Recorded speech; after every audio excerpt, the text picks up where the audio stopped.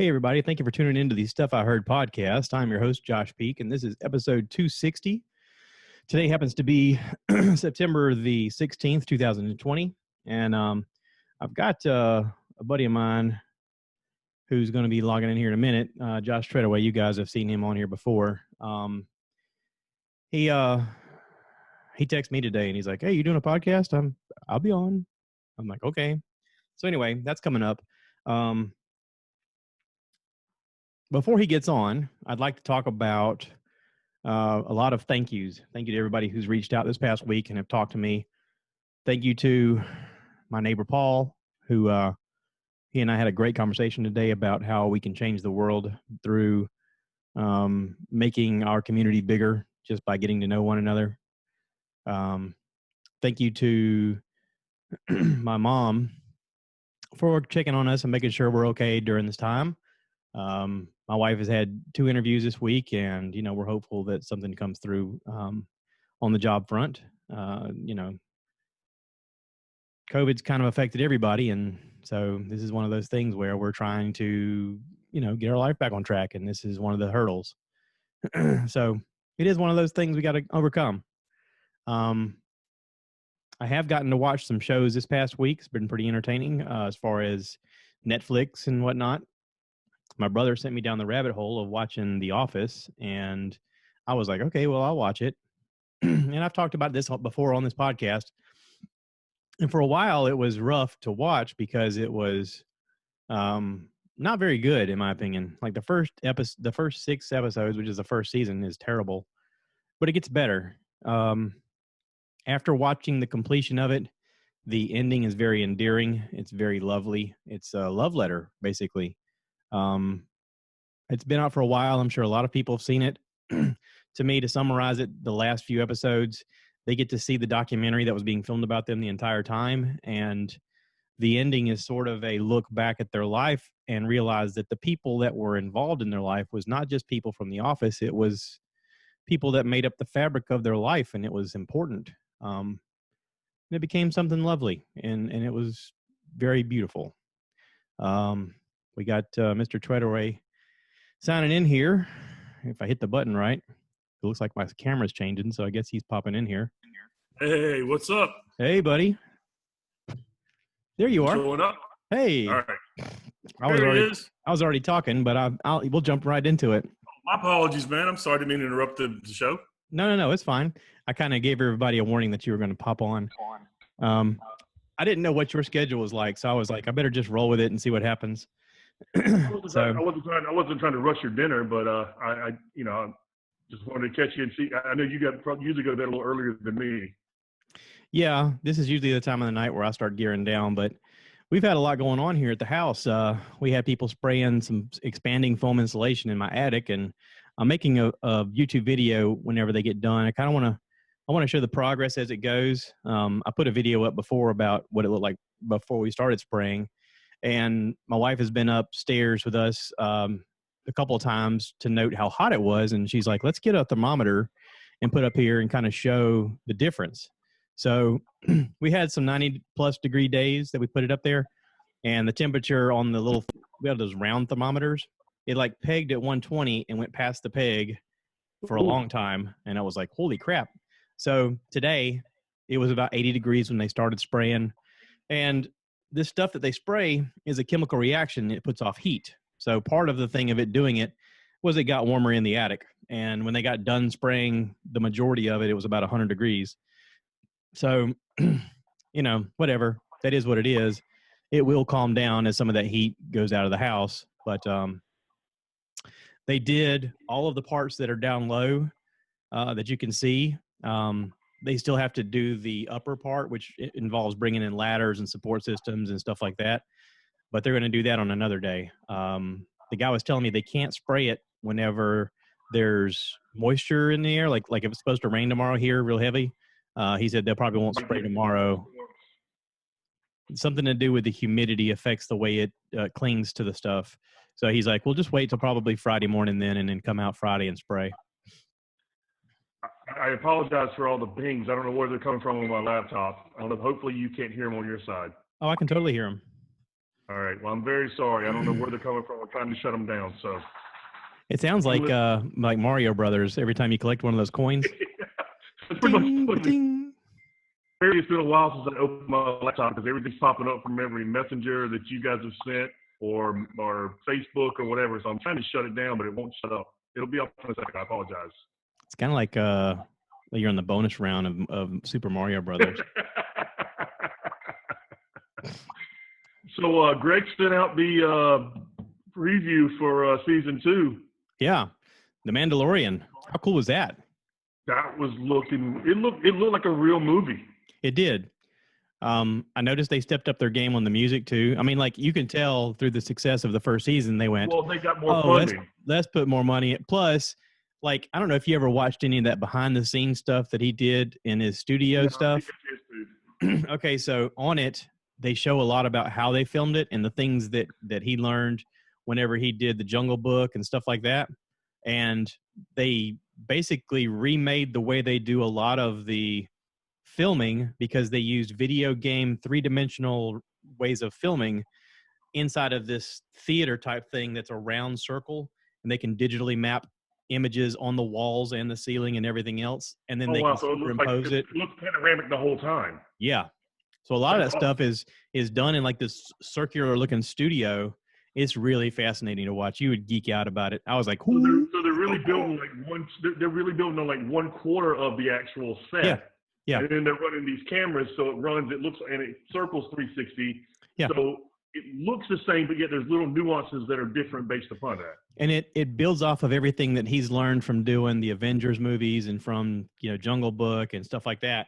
It's just a continuation of the learning, but this involved a whole nother thing because he was like, we learned doing Jungle Book and Lion King that we could use a video game image or a video game engine to make the graphics more realistic and make the scenery more realistic. And we can put the people in the engine. And I was like, oh, you're just blowing my mind out. In our lifetime, we've gone from video games being, okay and movies being great to movies being okay and video games being even better. Yeah. Well, and this is something that, like everything else, you take what you learn and you build off of it. So obviously season 2 is going to be better visually because of that. I mean, everything they've learned, they go, oh, what if we ramp it up?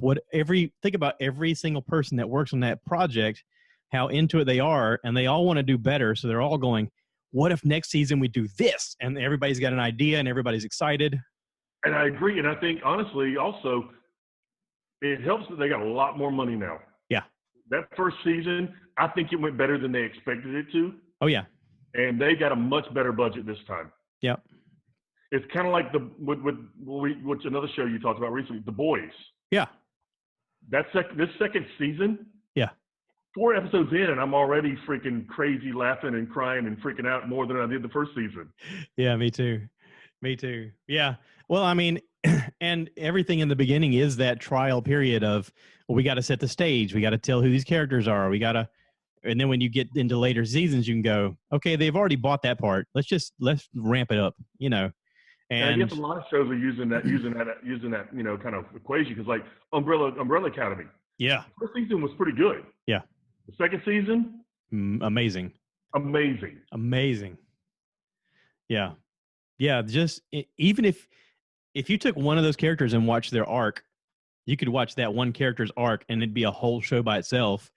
But Klaus's storyline is the most amazing. Because I'm more of a Luther fan. Really?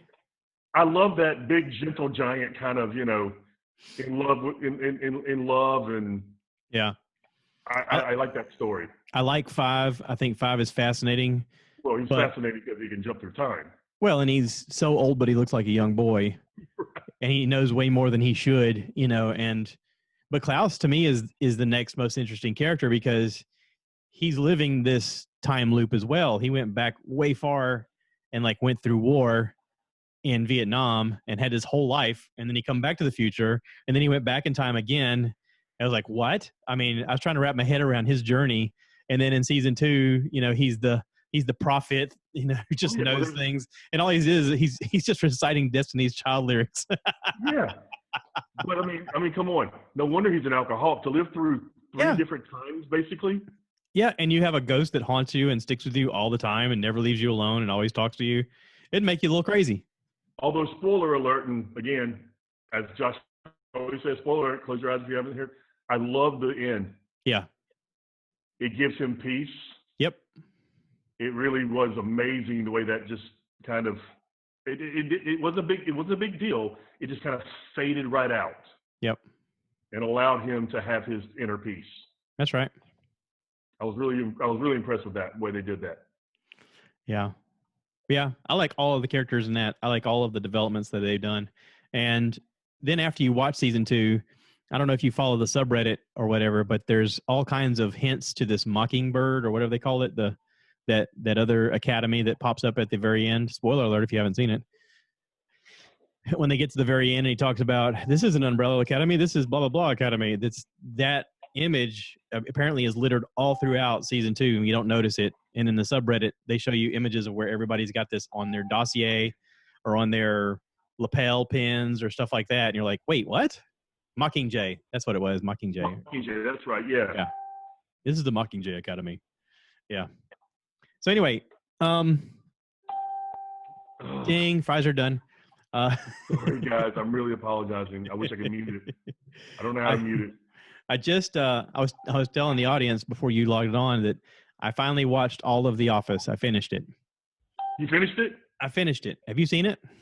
Oh, I've seen it, yes. Okay, so Alex was telling me all along, it's the best show. I love it so much, blah, blah, blah. And I was like, this sucks. I was watching it and I wasn't in love with it. I know, we talked about that. You were at like season 3 whenever last time I talked to you, and you said you were still trying to figure out if you liked it or not. Right. So I got to finish it while I was working out of town, and the very end is very lovely. The last few episodes, amazing, right? It made me sentimental. It made me want to weep a little bit. I was like, oh, and I realized like suddenly the words popped in my head. This is a love story. And it's not just the love story of Jim and Pam. It's the love story of how Michael evolved as a really crappy manager to become a really, nice guy, fully rounded human being, fell in love, had his kids, had everything he wanted in the end, was revered at the end. Dwight Schrute evolved from being this idiot who was just, I mean, let's face it, insufferable, but good at his job, and then became better at his job and a better person and a better human being. And his monologue at the end talking about how, Jim and Pam, became his best friends. And I was like, oh, I thought it was so great. I was like, man, this is nice. But their ability to look back at their own past. Hey, it sounds like she's backing up. I apologize. It sounds like she's backing up. You gotta. Yeah. Okay. I think I got it finally. I thought for some reason Facebook opened. I don't know why. Yeah, no. It was. Why are you that popular on Facebook? I know you. You're not that popular. No, far from it. I think this is like 2 weeks of me not opening my laptop since the last time we probably did a Zoom call, and it was all the Facebook notifications from those 2 weeks for some people's birthdays. It was. Yeah, exactly. It was around my birthday, exactly. So yeah, just wait for me. So I apologize for the noise, but that's fine. No, it was absolutely. That's the point. It was a love story, and it wasn't just the Jim and Pam love story, although that was a big part of it. Yeah, I love the fact that she got to see the images of all the times he was in love with her before she ever knew it. The teacup. I saw something on Facebook once. If you had to choose whatever, taste, his chili or blah blah. What would you want? I said I want to know what's in the teacup note. Yeah. Because apparently it was the most romantic thing ever said. Or what was in the other note? Well, yeah, the note. Yeah. Remember the note he put in his pocket? Yeah, the one that was. Yeah, the one that was supposed to be. It was supposed to be with the teacup. Right. That's the teacup note. That's it. Yeah, because the inside the thing was his high school photo. Yeah. Right. Yeah. I read because while she opened it, he reached over and got the note and stuck it in his back pocket. I read online that his hair was a wig all that time when it was all disheveled look, and nobody knew until the show was over. He never told anybody it was a wig. Nobody ever knew. They just figured he always looked like that. They were like, oh, whatever. I'll tell you, I love him as a good comedic actor, but I've heard he's really good in the Jack Ryan series. It is good. It's more, it's more espionage than anything. It's real fast paced. It's real tough. You can tell he's taken a lot of martial arts classes. There's a scene where he fights a guy, and he's supposed to be like a former military guy, so he knows his way around weaponry and that kind of thing. And I don't know. It's a weird transition to know that guy as Jim on The Office, and then see him, being basically Jack Reacher. And you're like, all right, okay, yeah, sure. It's tough because especially nowadays we got so many characters that we see for seasons upon seasons. Yeah. That they kind of become mentally like if Sheldon tried to go do something else. Well, now I'll give Sheldon this. He is great in that Hollywood show. The Hollywood show? You've not seen Hollywood? No. Oh, you have homework, son. So Hollywood? Yeah. That's the name of the show? It's a show on Netflix. He is a Hollywood is it Hollywood or Dreamland? Dreamland. Dreamland. Okay, I've heard that one, but I haven't seen it. So he is a executive, an agent for blossoming talent in Hollywood back in the, I'm guessing, 50s, 40s. Okay. This is after the war. This guy comes home from the war and he wants to be an actor.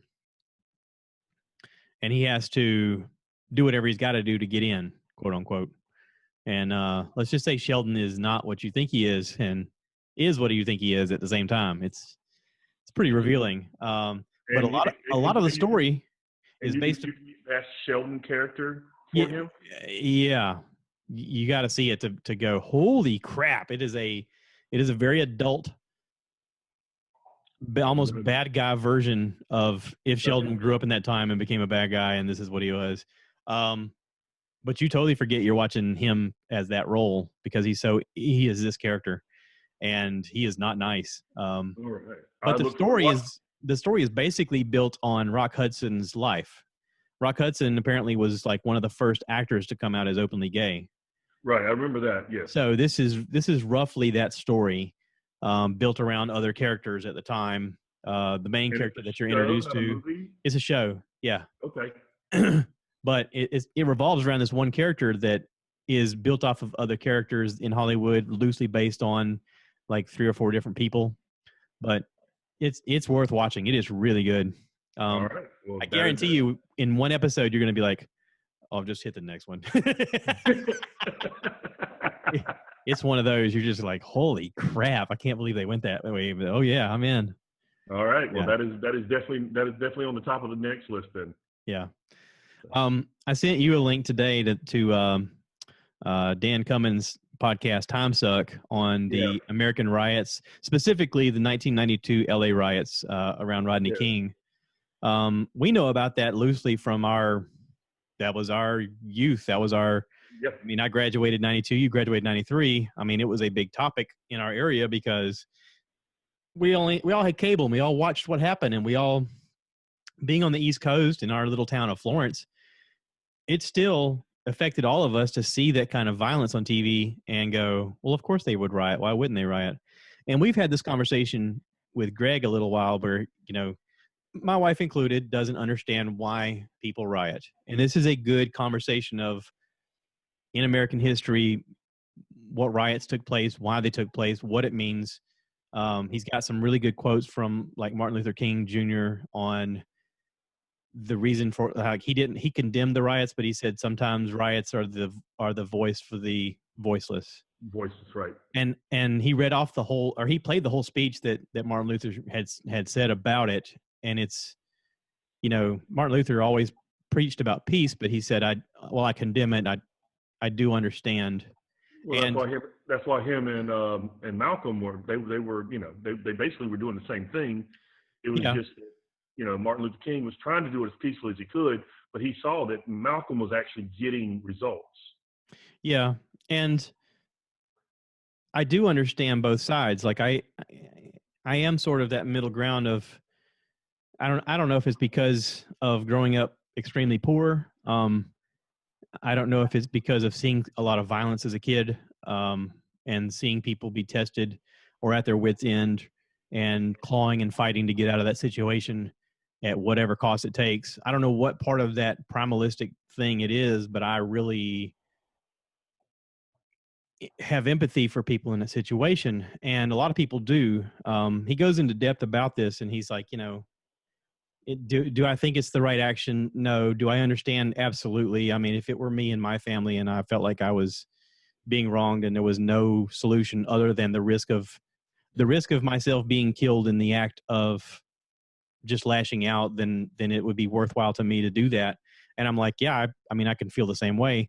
And I honestly think that anybody who doesn't really hasn't known struggle in their life enough. Well, that's a big word you just put, struggle. It has nothing to Struggle. do with whatever, white, black, Chinese, whatever. Yeah. Struggle. That's the one. I mean, we all struggled, man. I mean, I come from a background just about like yours, maybe not, quite as whatever. I don't know exactly, but we both came up some really rough backs. No, you were in the same situation. You were real similar. And yours is a little rougher in certain situations. I mean, in certain situations, I didn't want to, it goes either way. But I mean, but Sam, we can't. But it's the struggle, man. I think that's really where it all comes from, because we all come up with the struggle, so we see each other and we're okay. And then on top of that, because the color of our skin was white, we didn't get as much persecution for being poor, right? As some of the others. But we had a lot of friends in that same circle that we saw the way they were treated. And you and I don't know, again, it was because all of our families, that struggle keeps you bonded, but they always taught us, we're all equal. It has nothing to do with anything other than the fact of, are you a good person? Right. Well, and I don't know about you, but I learned a lot by riding on the school bus, and I had to ride on the school bus a lot. See, I didn't go to public school until 7th grade. Really? I went to a private Christian school in Sherall, South Carolina, for most of my life. Yeah. And they were, I'll be honest, it was mostly a white school, but there were a few, black kids in the school as well. But we all were we grew up together as friends, and we didn't know any better. Yeah. And then when I got to public school in Florence in 7th grade, I didn't know any better. Right. Well, we moved into Florence in 6th grade, and when we did, there was already a sense of the have and the have-nots. It wasn't a color situation. It was a class system. A social economic situation. Yeah. The first question I got asked when we moved here, what do your parents do? And I was like, I don't know. What do you mean, what do they do? I mean, when we were kids, it was literally you'd walk outside, and if you had a neighbor who had a football, you're like, hey, new best friend, let's throw the football. Exactly. Or they had a bicycle. Hey, let's go ride bikes. And you just rode bikes with everybody. And this place was a little bit different. And I don't know why. I don't know what the situation was. Maybe it's the area that we lived, because I mean, as an adult now living in this area, I talk to people who live in this area, and they have their kids go to West Florence, and they say that it's still a social economic diversity situation, and that South Florence is more of everybody's working class, everybody's struggling. South Florence is still 50-50 as far as race relations. Wilson is predominantly black. And West Florence is about 75%. Right. But I don't know. It's one of those situations where I feel lucky in a lot of ways, because I was born white in America as a dude and had decent parents that didn't kill me. I mean, I'm still here. I got some kind of raising because I became a decent human being. But it's a lot of it's luck. I know most people would say it's God's grace, and it is God's grace, but a lot of it's luck too. A lot of it is, I got lucky. I had no say in any of this. It just happened this way. And because of that, because of my realization of that, I feel like an obligation to be like, hey, let me call out when somebody does something that is wrong. Let me say something, because I have an obligation to at least voice for the voiceless, and maybe that's something to do with the Marine Corps. Maybe it's a series of it being drilled into my head of you've got to protect people who can't protect themselves. Maybe it's that. I don't know, but it's not. It's before that. I mean, I was gonna say, I'll give you some of the Marine put a little bit of that in you. And then you were like that before I met you. Like as I met you, before I met you, I'm sure, because you were already like that when I met you. Right. I mean, yeah. The Marine Corps might have increased it a little bit, but I mean, you already had that inside of you. But I had a conversation with my neighbor Paul today. Paul's a widowed guy. He's a black guy. He's raised several kids that have gone to college. He is now a widow. He was calling me today because he saw the trucks outside. He says, "I hear you're putting in some stuff in your attic," and I was like, "Yeah." I said, trying to get it cool off up there. And he says, I got an extra air conditioner if you need one. I heard your wife say that yours broke down. And I was like, no, I'm good. And he's like, all right, well, if you ever need it, I got an extra one, man. I'll bring it over and we can set it up. And I was like, oh, thank you. And I said, I asked him, I said, would you be interested in doing a podcast? And he goes, my kids have talked to me about maybe doing a podcast and I don't know nothing about it. And I was like, it's nothing. I told him, I said, it's just a conversation. We just talk just like you and I normally talk. I said, but I told him what I'm trying to do. I said, I'm trying to build community. I'm trying to put the word out there that you don't have to let politicians tell you it's us versus them. It is literally our people, each other, reaching out to one another, despite our differences, despite of our social economic systems, despite of the fact that we look different, and realizing that we can communicate as human beings and we can be kind to one another and we can hear their story and we can learn to love each other. And I said, and if I'm gone from the earth tomorrow, maybe that sense of urgency and that sense of belonging will somehow take root and seed itself into something more. And maybe somebody else will take up that part of it and keep going, because that is the only way we get better as a people. I mean, for whatever reason, media has been allowed to sour everyone's feelings towards one another to a point where it doesn't matter what they say, it's going to piss off half the people that they say it to. Yep. And a leader can't actively lead anymore because they're obligated to have a stance on a platform that's only allowed to have two versions.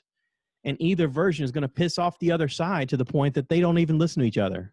So who listens to who has the biggest voice right now? Right now, I would say that Joe Rogan probably has the biggest voice of anybody out there.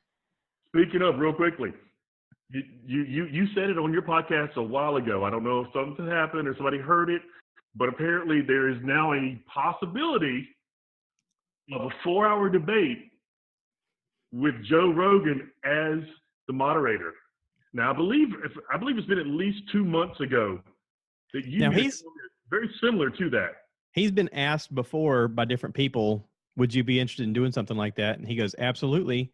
He said, but I really want to get both of those guys just a little bit high, just maybe a little bit of mushrooms, maybe a little bit of weed. Just everybody, let's just calm down and listen to one another. We'll get some mushrooms. We'll hug it out. It'll be lovely. And then we'll talk. We'll just talk, and he's, It would be ridiculous the things that stepped out of the orange clown's mouth if he was a little high already, because the things he says are almost like he's high anyway. But what if the conversation came out? What if the conversation came out where he just said, the world needed a bad guy, and I thought, at least if I'm the bad guy, North Korea won't be. I mean, how do you fight crazy, but with crazier? I suppose something like that, but I would think it would be more along the lines of, yeah, all my businesses were failing. Nobody would give me a loan. So guess what? I took the job in America that pays the most because I can get all the money from you guys to keep me from floating. But he's still donated all of his checks. Yeah, his checks were $450,000. Okay. Yeah. Do you know that they say that he has earned over $7 million just on his properties alone from doing golf, because of the money they go to and they spend there is all taxpayer money, along with rooms for the Secret Service, rooms for anybody he's traveling with, dinners, all that. That's it. That's just those for the tune of at least $6 to $7 million. On top of all the other things, like he has a couple of hotels that right there across the street from the White House, and apparently anybody that comes into town for some kind of meeting, they all have to stay at Trump Hotel. If you hear any of this Timesuck stuff about the history of America, there's a lot of stuff they point out about how almost every politician was dirty in some way, and how they all maneuvered laws to benefit them financially. I mean, you got Nancy Pelosi is a good example of how she's been in politics in a job that paid, between $100,000 and $200,000 a year, and somehow she's a multimillionaire. Going, what the hell's going on there? Many kickbacks and lots of insider stock trading, all that kind of stuff. Yeah. Oh, I completely understand. I mean, I don't think there's a clean politician in Washington. But you get the opportunity to elect a clean one, and nobody wants to vote for him, or they're told not to vote for him by the press because money spins that thing in their direction. So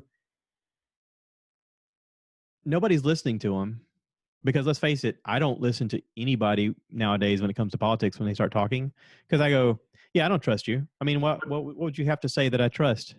Okay, but there was one that you did, and I actually did start to follow her a little bit, and she had no chance because she was willing to go against the bipartisan party idea. Now, the one that's gonna rock everything, I think, in the future is Nikki Haley, because I think she can be president because the Republican National Committee is behind her, and she's been smart about how she's handled pretty much everything. She was. I was disappointed that she was at the convention this year. I thought that she would kind of separate herself from him. She's trying to play the part. I understand, and I do. And I look. You told me, and on your podcast, you mentioned, and I think it was Greg as well. She was the one here in the state governor when people voted.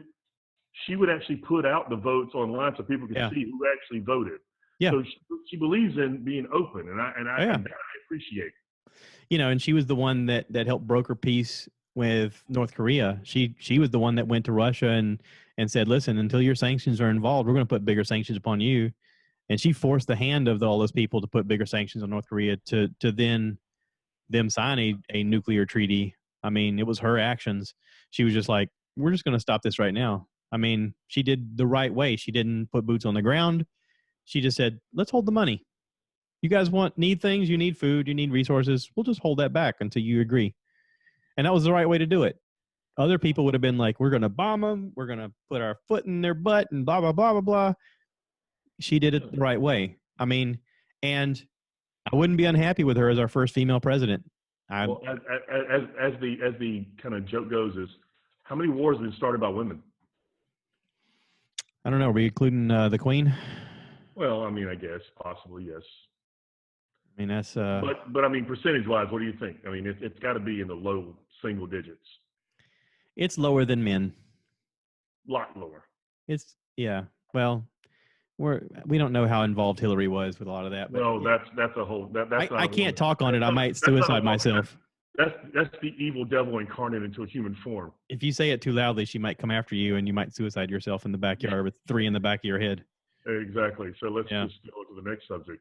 Yeah, so aliens. Let's talk about aliens. Who knows? Maybe she's one of those as well. Let's talk about the fact that CNN came out, or not just CNN, but CNN, NASA, and everybody came out and said that they can tell that there is life in Venus. In Venus, they've uncovered something in Venus's clouds that proves that there's life on Venus. I guess I missed that one. I can't believe I missed that. Yeah. They're like, wait, what? I think I sent it back out I watched it on Twitter, and I sent the thing back out, and I was like, wait, did everyone just not see that? What? Well, it's the same thing that when, what was it, about 4 months ago during the middle of everything, they released the fact that there have been UFOs and all the information, not just the ones that we talked about, but other ones. And they're like, UFOs exist. Yeah. There's nobody talking about this. They were just like, UFOs they're here. People. We are not alone. The question has been answered. And we all knew the answer because everyone say, thank you, Steve Jobs. I like my phone. Elon Musk, I really like the Roadster. It's fast. They're all aliens living among us. Hey, I'm okay with that. It's like Back to the Future when they tried to upgrade the technology. That's what they did. They came back to Earth because we're behind them to release all this technology that's already been something they've had on their Earth forever. Well, think about it. If you were from the future and you realized that you knew how to build some kind of technology, and then you had the ability to go to some place that was a little dumber, and you go, hey, I got an idea. Why don't we do it this way? And everybody goes, oh my God, he's so smart. You're like, I know, right? Right. I'm going to put the patent out. You guys just pay me later. I mean, Bezos already looks like an alien. So, I mean, That would explain a lot about The Simpsons. Right.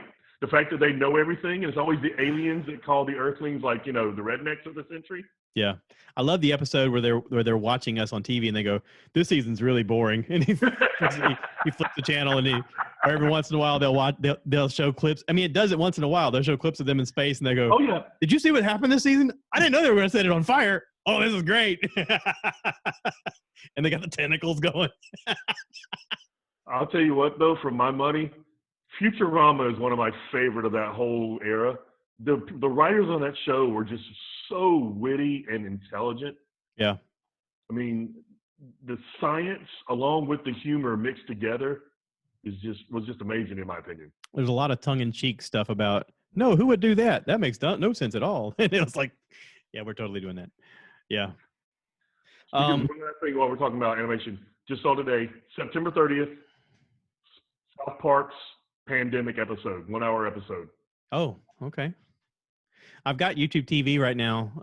I signed up because of football, and so I was able to watch some football this past week, and so I'll check that out. Okay, well, off screen, you still can watch any of that, right? I know, but okay, just saying. This makes it a little bit easier. I don't have to wait for the stupid little wheel to spin and fair enough. And it to go, nope, not available now. I'm like, so anyway, using said thing, been watching a lot of interesting shows. Raised by Wolves. Have you seen that? No, but you talked about it on the last podcast. That one, and actually, me and Chrissy were just talking today about possibly watching Rain. Yeah, Rain's okay. The first season of Rain is better than the other seasons, even though the special effects gets better. The ending doesn't make sense. The ending does make sense in a way, but then you go, wait, that's it? Like, it looks spectacular. You're like, okay, I can tell this is the end, but you're like, okay, so did it fix this, or did it? They don't tell you. They're like, oh well, this is it. And you're like, okay. But what's better is Raised by Wolves, and I'm watching Cobra Kai, and I really like it, dude. Been watching this. I thought I mentioned that to you one time before when you were you did. You did, but I was sleeping on it, and I started watching it, and I'm on season 2 right now, like episode 4. I'm digging it. I'm really digging it. It's really good. There's a leak out there. There's a possibility for season 3 that Elizabeth it is come back. It is the the Bill Burt episode I listened to this past week. They talked to Nate Bargatze, a comedian who's on it. He's the rival car dealership guy. So he's supposed to be in. He's like, he kind of led a little thing of, oh, we've already recorded it. We're just waiting on a release date. And I was like, oh, okay. Good to know. So yeah, it's season 3 is coming. That's actually how I found out RedTube even existed. Yeah. What else did I write down here? Oh, The Babysitter, Killer Queen. It's a movie on Netflix. This is part 2 to The Babysitter, the first one. Okay, so in The Babysitter, which I did a review on a while ago, it's about 2 years ago. It was this guy's like a young, not quite old enough to be by himself kid who's got a teenage girl who's babysitting him. And he's in love with her because she's hot, and she, plays with him and whatever. And she's like, all right, well, you got to go to bed. And he's like, okay. So he goes to bed, and then he hears her like invite her friends over, and he hears them playing a game, and he wants to watch them play the game. And then he realizes that she's like in some kind of satanic cult thing. And then they start talking about they're going to sacrifice him and drink his blood. And he goes, wait, what? And he's trying to escape. And then there's this whole thing where he ends up basically killing all of them at some point, and they disappear because they're demons.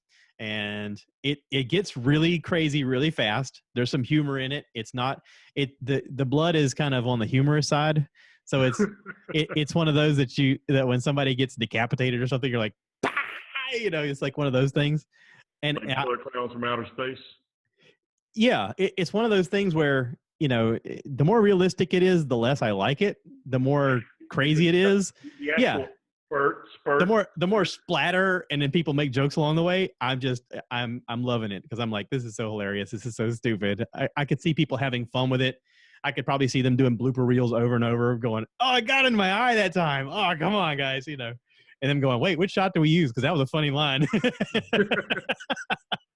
But this is basically the second movie of that thing. It's like 2 years later. He's in high school, and they're back. And so, yeah. And it's the second one was better than the first one. Okay. So Well, it is maybe I'll look at that. Now, have you had the chance to watch Bill and Ted? not yet. Okay. Is Then it good? and I'm just going to reserve my quiet right now. I don't want to make any comment. No, you can say if it's good or not. No, I cannot. Oh, okay. It's one of those that literally I've got to have.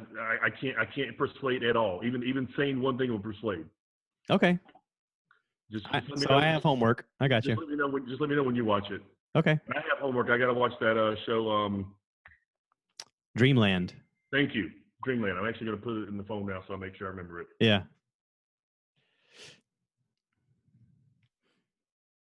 So I'm listening to a lot of podcasts because I had to work out of town. It's a good time for me just to plug it in the phone and listen as I'm driving down the road. Keeps me wide awake. I got to listen to a good bit of Bert Kreischer stuff with him on Bill Burt, and then Two Bears, One Cave. This past week on Two Bears, One Cave, he wasn't on because he's in Macon, Georgia, filming a show that apparently is already previewed out called The Big Show or Yeah, I'm saying he Go just Big. Apparently it's a game show with Snoop Dogg and yeah. Apparently it's a game show. Yeah, I saw previews for it and I was like, oh, that looks like fun. It looks like a fun show. Well, I saw him and Snoop talking backstage about one of his old songs because he said he thought he had a lyric wrong, and I saw that. Yeah. But I didn't realize that they're doing the show together. But yeah, but apparently he's doing a game show, and I guess he's doing it with Snoop. Yeah. The show looks incredible. It's on TBS coming up. Anyway, he couldn't be on the Two Bears, One Cave, so his wife Leanne was on. And Leanne has her own podcast. She's the reason I have this podcast because she talked about Anchor. And so the wife of the party, right? Wife of the party, yeah. Yeah. So and I like watching it. I actually watch it on YouTube a lot, or I listen to it when I get the chance.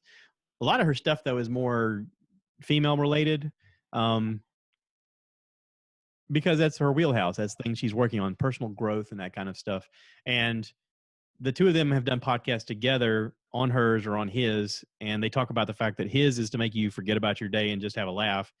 Hers is to make you kind of think about yourself and to have growth, have some kind of self-growth. How to make tomorrow better, basically, yeah. Right. They're two parts of a coin that sort of need each other to exist. Like she needs his wild and crazy side to just feel like life is interesting and fun, and she's like, I like that kid aspect of him. I like the fun side of him. I like, all of the stuff that he does. And he is very sweet and kind and stuff like that. And then he says a lot of stuff on the Two Bears, One Cave about, my second wife's going to be blah, blah. And she's like, he's so full of shit. She's like, well, she's like, hey, this is all nothing. She goes, trust me, whenever he's around, he's like, baby doll. He's like, kind of like the Howard Stern thing. I mean, yeah. I mean, he used to talk about his wife on screen. He's like, I don't care if I'm married, show me your boob. But I mean, he loved his wife. I really believe he truly did love her.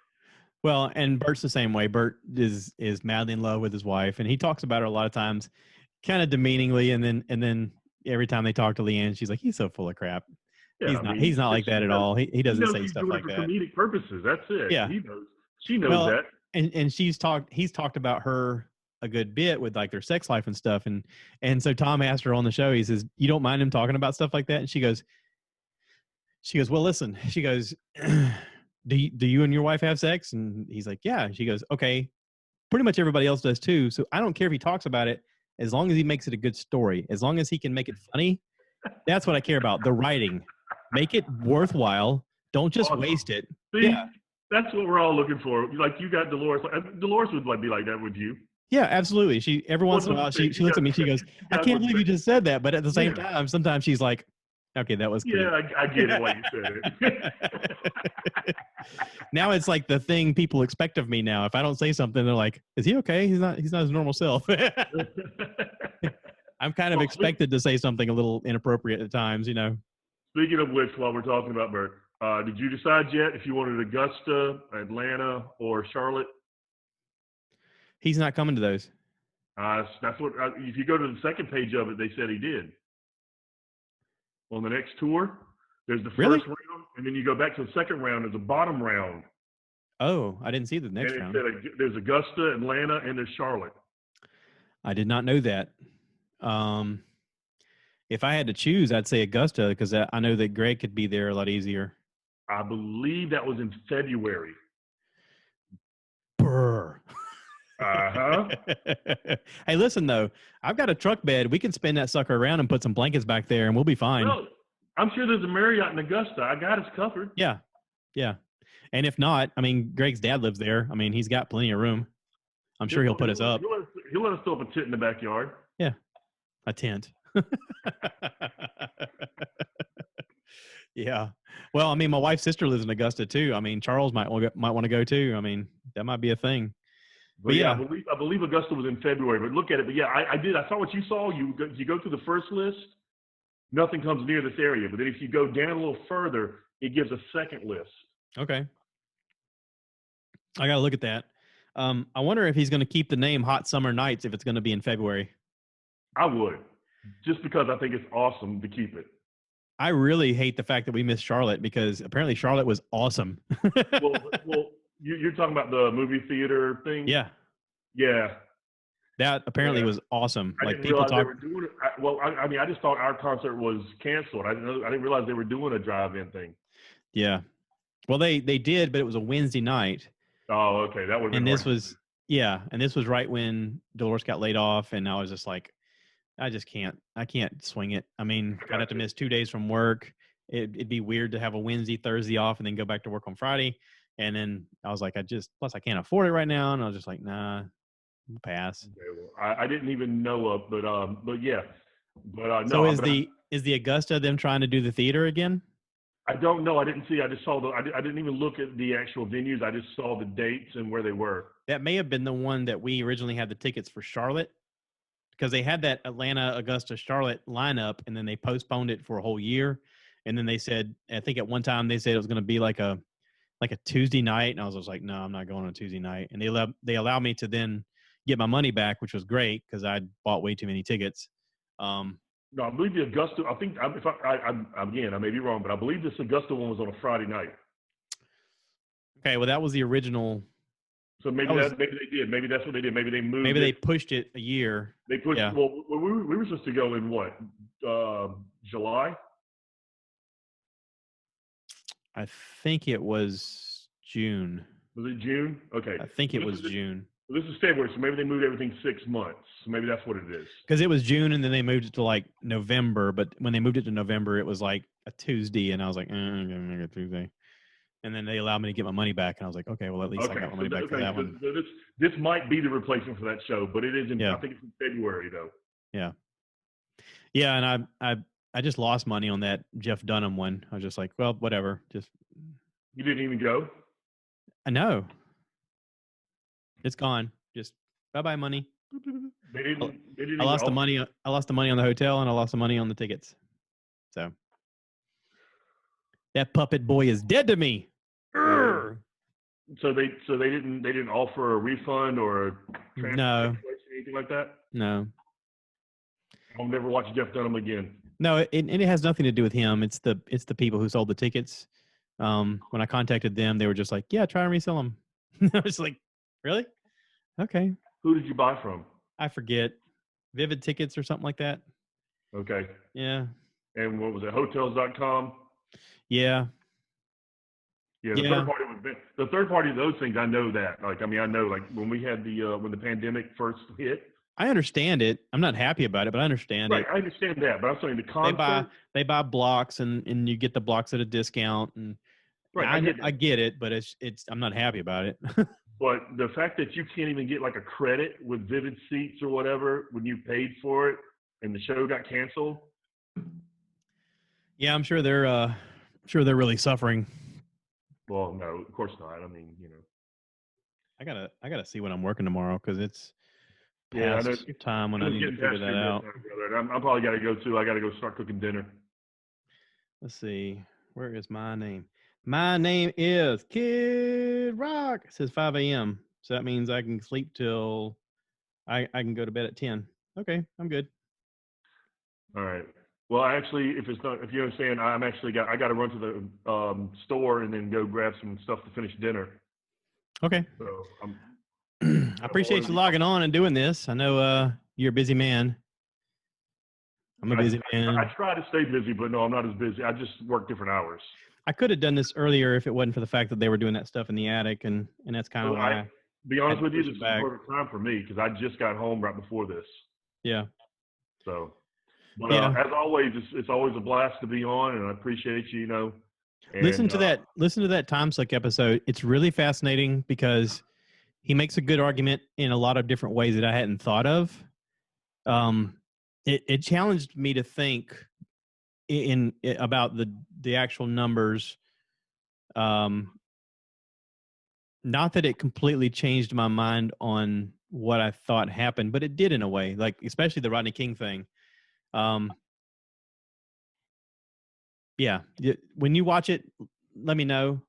Greg actually listened to it. Greg actually sent me a thing. He goes, "Dude, have you heard this?" And I was like, "No." He goes, "He's going to lose some listeners." And I was like, "Really?" He goes, "Boy, he took some chances." And I was like, he does hear this now. He does his research. Like he's gonna present facts. He's not gonna just willy nilly this. And I'm like, okay, but he didn't say if it was good or bad. Like we haven't talked about it. I'm putting my inflection on my own reading it. He texted me. Obviously, anyway. you know what he means and how he means it usually. Yeah, because it's a situation where it doesn't, like, again, what we were talking about earlier, it's polarizing no matter which thing you talk about right now. But this is just like Dan Cummins is a comedian and he's doing a research podcast, but he has a team of researchers doing it. And a lot of it he's reading for the first time and he'll go, I just read this. I had no idea. This is how I feel about it. I could be wrong, but I mean, he's got a very honest approach to it. And I don't think that it's cited, me listening to it, I don't think it's a cited issue at all. It's just, here's the facts. And while I don't agree with this is something new I learned.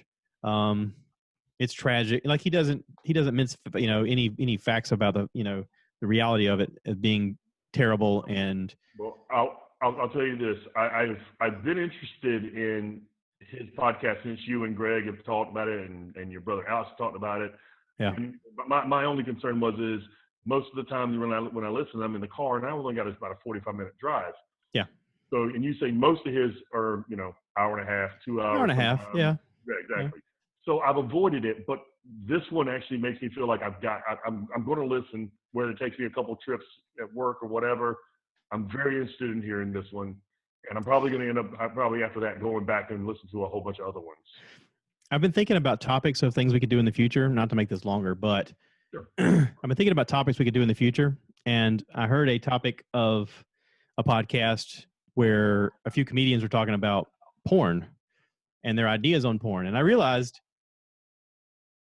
I'm sort of doing everybody a disservice if I don't at least have an episode about porn. But then I thought, you can't bring the group on and do a porn one. Just hear me out. What if we do one? What if we do? Listen. No, I love you. I heart you. I heart you.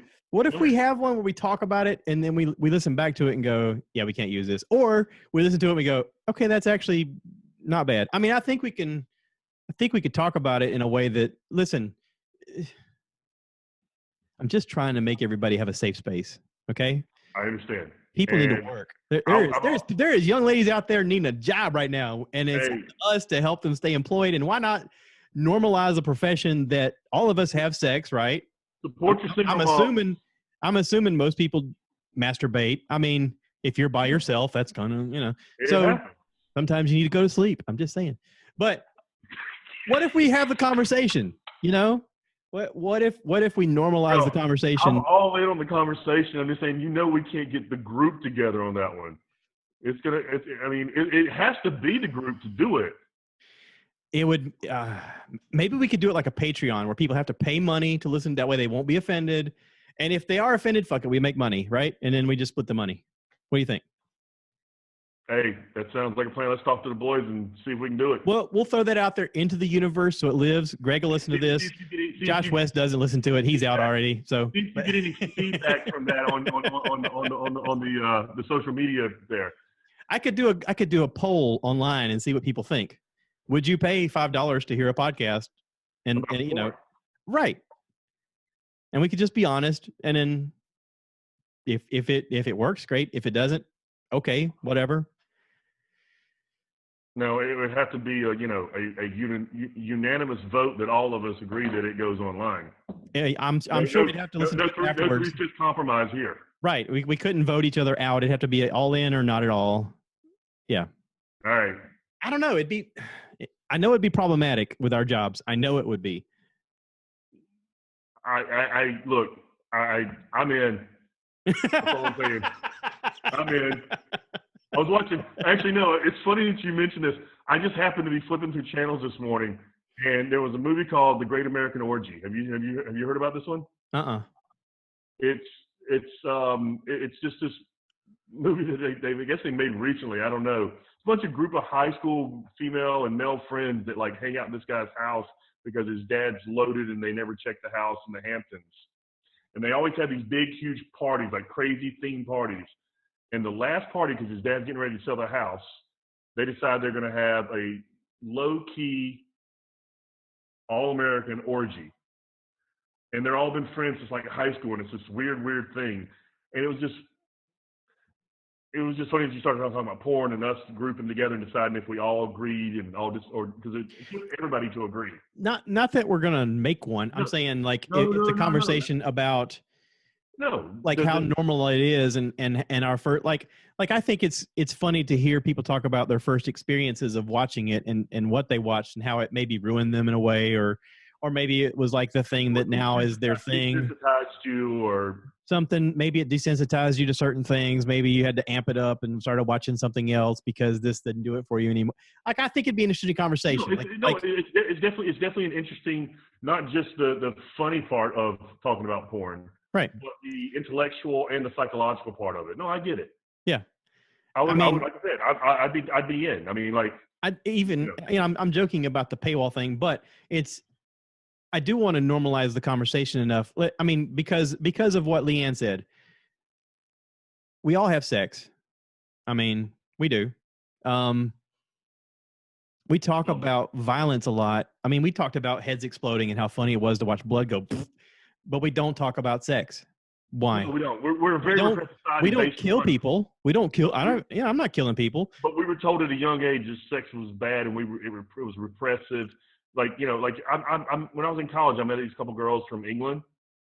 So free. I mean, absolutely just free and just uninhibited and fun. It wasn't even like porn. It was just like, they were just open and free. Yeah. And in America, we've never been able to be that because we're supposedly, even though there's very little people that say they're Christian. We're supposed to be a Christian society, and sex is against Christianity unless it's with marriage. Well, it's that puritanical idea of, do it, don't talk about it kind of thing. But right. I'm just throwing out in the universe. We'll end it right here. Okay. I'm just saying, think about it. Absolutely. I told you, I'm in.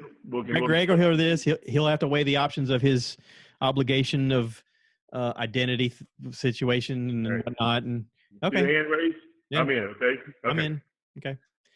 On the last note, and I do have to go because I have to go cook, but the last note, this $12 million lawsuit from the city for Breonna Taylor's family, but yet still no arrest.